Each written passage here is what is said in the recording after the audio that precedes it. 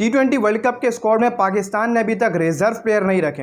हत्ता कि इंडिया जो है वो 4 रिजर्व के साथ जाने वाला है, यानी कि 15 के बाद वो 4 रिजर्व भी अपने साथ रखेंगे जो ट्रैवल करेंगे उनके साथ स्क्वाड में। अगर कोई इंजरी का शिकार होगा तो बैकअप के तौर पर आएंगे। जिसको बोलते हैं कॉम्बिनेशन। जब कॉम्बिनेशन सेट करना होता है तो पूरा 18 खिलाड़ियों को किया जाता है, कोई या फिर 3 खिलाड़ी छोड़े नहीं जाते हैं। अब पीसीबी ने जब स्क्वाड की अनाउंसमेंट की तो उसमें सिर्फ और सिर्फ 15 खिलाड़ियों के नाम ही सामने आए, बाकी 3 खिलाड़ियों के नाम सामने नहीं है। हालांकि इसके हवाले से बात की जा रही थी सलमान अली आगा और इरफान खान नियाजी को जो है वो रखा गया रिजर्व के अंदर, लेकिन जब स्क्वाड का ऐलान हो तो रिजर्व के अंदर ये 2 नाम भी शामिल नहीं थे। हालांकि हसन अली भी था, लेकिन हसन अली को पहले ही स्क्वाड से बाहर करा दिया गया था। उनको डायरेक्ट जो कहा गया था आप T20 वर्ल्ड कप की कैंपेन में ही शामिल नहीं हो, वो चुपचाप इंग्लैंड के खिलाफ सीरीज़ खेलकर सीधा जो है वतन वापस आ जाएंगे।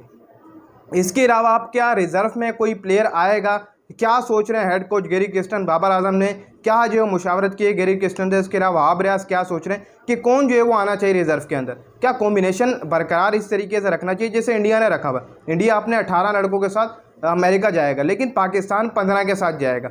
बहुत फ़र्क है। आप कॉम्बिनेशन की बात करते हो कि हमारा कॉम्बिनेशन सेट हो रहा है, हमारा ऐसा कॉम्बिनेशन है, हमारा वैसा है, लेकिन आप जब तक 18 पूरे खिलाड़ी नहीं करते तो हम कैसे मान लें कि भाई आपका एक ज़बरदस्त कॉम्बिनेशन है? 3 रिजर्व भी होने चाहिए थी।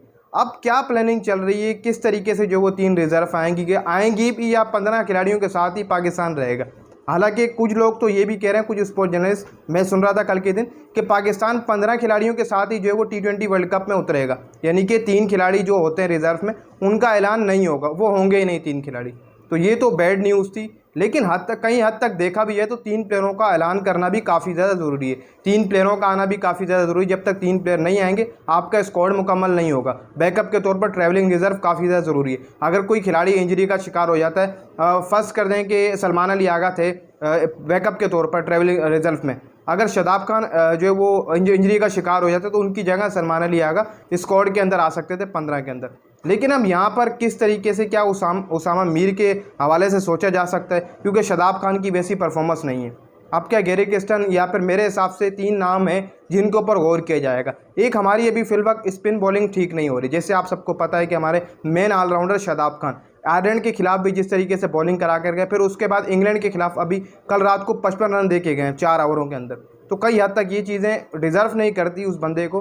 तो अब क्या पता रिजर्व के तौर पर जो है वो लाया जाए उस्मान खान को, एक बैकअप के तौर पर एक और स्पिनर लाया जाए। हालांकि अबरार अहमद भी स्क्वाड के अंदर शामिल है, लेकिन क्या पता गैरी क्रिस्टन जो है वो एक और नाम को शामिल करें ट्रैवलिंग रिजर्व के अंदर, वो हो सकता है उसामा मीर का। दूसरा जो नाम है जिसके ऊपर गौर किया जा रहा है वो है आमिर जमाल का। तीसरा नाम है सलमान अली आगा। चौथा नाम है इरफान खान नियाजी। इन चारों में से कोई 3 खिलाड़ी जो है वो रिजर्व में आएंगे। हसन अली तो वैसा नहीं है, उसको बाहर कर दिए। इन 4 नामों पर गौर किया जा रहा है कि इन 4 नामों में से किसी भी 3 नामों को रिजर्व के अंदर रखा जाएगा और उनको लेकर आ जाएगा। इसका ऐलान भी क्या पता 1 या 2 रोज़ के अंदर कर दिया जाए पीसीबी की तरफ से प्रेस रिलीज़ के अंदर। लेकिन जब स्क्वाड का ऐलान हो तो उसमें कहीं भी ऐसा कुछ नहीं लिखा हुआ था जो प्रेस रिलीज़ जारी की गई थी कि बैकअप के तौर के ऊपर ट्रैवलिंग रिजर्व क्यों नहीं अनाउंस किए गए। इसके हवाले से कोई भी वजह जो है वो नहीं की गई थी। कल रात को प्रेस भी बाबर से कोई ऐसा सवाल नहीं पूछा गया कि आपने ट्रैवलिंग रिजर्व क्यों नहीं रखा है। तो अब देखो ट्रैवलिंग रिजर्व का ऐलान हो सकता है। इन 3 या 4 प्लेयरों के ऊपर जो वो गौर कर रहा है पीसीबी, इन 3 या 4 प्लेयरों में से कोई जो वो 2 प्लेयर रिजर्व में जाएंगे। अगर ऐसा नहीं हुआ तो फिर पाकिस्तान 15 के साथ जो है वो T20 वर्ल्ड कप खेलेगा, जो कि बहुत मुश्किल कैंपेन होती है। आपको इन चीज़ों को सेट करना होगा।